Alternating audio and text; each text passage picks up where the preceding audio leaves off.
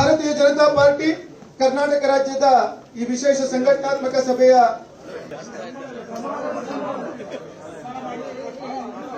सभी संसद विधायक तथा सभी आदरणीय बंधुओं को मेरा नमस्कार।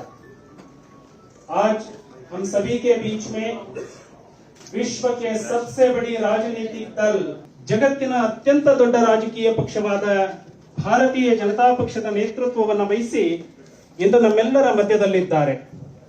ಅಪ್ರತಿಮ ರಾಷ್ಟ್ರೀಯತೆ, ಸೈದ್ಧಾಂತಿಕ ಬದ್ಧತೆ ಮತ್ತು ಜನಹಿತ ಜನಪರ ವಿಚಾರಧಾರೆಯು ಇವರನ್ನು ಬಿಹಾರದ ಜನತೆ 5 ಬಾರಿ ಶಾಸಕರನ್ನಾಗಿ ಆಯ್ಕೆ ಮಾಡಿರುತ್ತಾರೆ।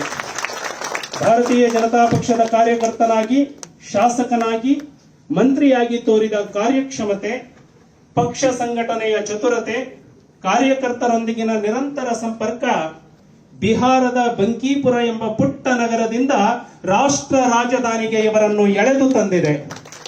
ಪಕ್ಷದ ಕಾರ್ಯಕರ್ತನಿಗೆ ಸೈದ್ಧಾಂತಿಕ ಅಡಿಪಾಯ ಗಟ್ಟಿಯಾಗಿರಬೇಕು ಎಂಬ ಉದ್ದೇಶದಿಂದ ಅಧಿಕಾರ ವಹಿಸಿಕೊಂಡ ತಕ್ಷಣದಲ್ಲಿಯೇ ಪಂಡಿತ್ ದೀನ್ ದಯಾಳ್ ಉಪಾಧ್ಯಾಯ ಪ್ರಶಿಕ್ಷಣ ಮಹಾಭಿಯಾನಕ್ಕೆ ಚಾಲನೆ ನೀಡಿ ಗುರಿಯನ್ನು ಕಾರ್ಯಕರ್ತರಿಗೆ ತಾವು ನೀಡುತ್ತಿರುವುದು ತಮ್ಮ ನೇತೃತ್ವದಲ್ಲಿ ಪಕ್ಷವು ಮುಂದಿನ ದಿನಗಳಲ್ಲಿ ಯಾವ ಮಾರ್ಗದಲ್ಲಿ ಸಾಗಲಿದೆ ಎನ್ನುವುದಕ್ಕೆ ಸ್ಪಷ್ಟ ನಿದರ್ಶನವಾಗಿದೆ।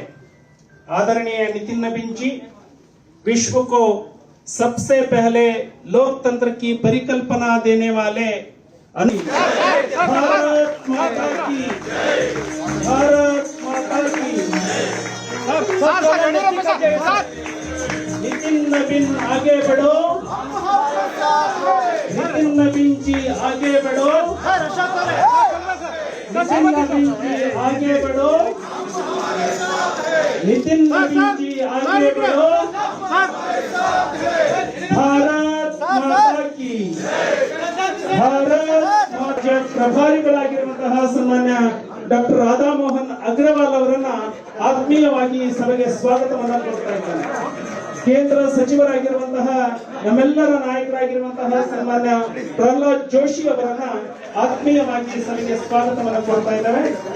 ಸನ್ಮಾನ್ಯ ಆರ್ ಅಶೋಕ್ ಅವರು ವಿಧಾನಸಭೆಯ ಪ್ರತಿಪಕ್ಷದ ನಾಯಕರು ಅವರನ್ನ ಆತ್ಮೀಯವಾಗಿ ಸ್ವಾಗತವನ್ನು ಕೋರ್ತಾ ವಿಧಾನ ಪರಿಷತ್ತಿನ ಪ್ರತಿಪಕ್ಷದ ನಾಯಕರಾಗಿರುವಂತಹ ಸನ್ಮಾನ್ಯ ಶಿವಾಜಿ ನಾರಾಯಣ ಸ್ವಾಮಿ ಅವರನ್ನ ಈ ಸಭೆಗೆ ಆತ್ಮೀಯವಾಗಿ ಕೋರ್ತಾ ಸ್ವಾಗತವನ್ನು ಕೋರ್ತಾ ಈ ಸಭೆಗೆ